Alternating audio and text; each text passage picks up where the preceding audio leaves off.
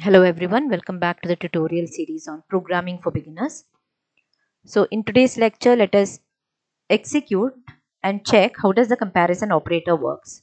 So I have an online C compiler used here, and this part of the program is the comment section, which start with a slash star and ends with a star and slash. Hash include stdio.h used to include the library. Void main is the place where the execution begins, and it is a function. We will discuss about function in detail later, and it starts with a curly bracket and ends with a curly bracket since it is a function. So let us declare two variables, int x equal to 9 and int y equal to 7. Now let us use comparison operators to check how does the comparison operators work. So let me write a printf statement here. Printf %d, comma, the first comparison operator, that is double equal to y. This comparison operator used to check the equality between the two variables. It is checking whether the value of x is equal to value of y.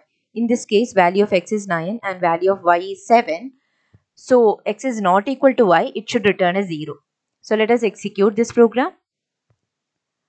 Yeah, it returns a 0 because they are not equal. In case they were equal, let's assume that x equal to 9 and y equal to 9.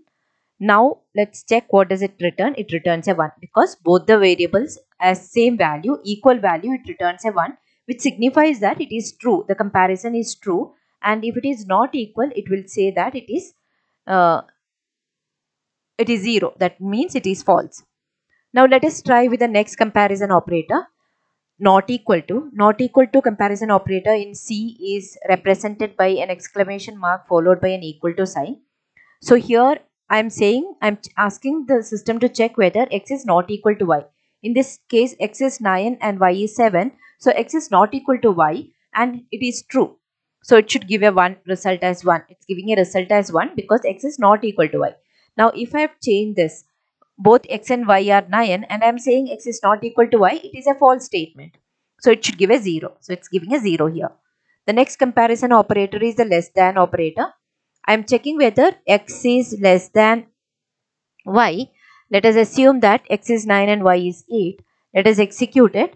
It is not less than, so it should give a false result. It is giving a false result. Now let's assume that this was less than, that is x equal to 5 and y equal to 8. Now in this case, x is less than y. It's a true statement, so it is giving a true statement. Now let's check with the next comparison operator, that is greater than.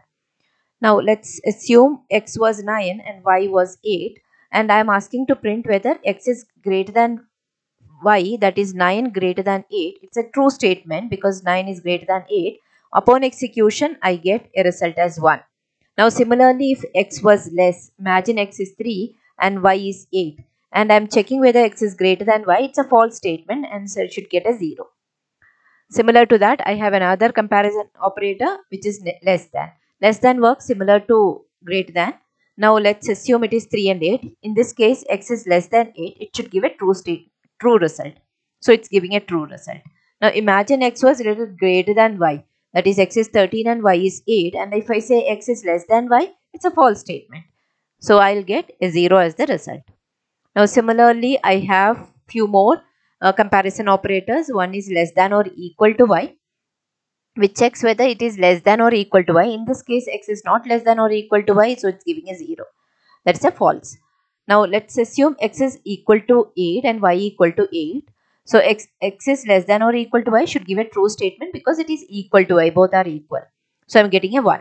Now let's take the next comparison operator, which is greater than or equal to y.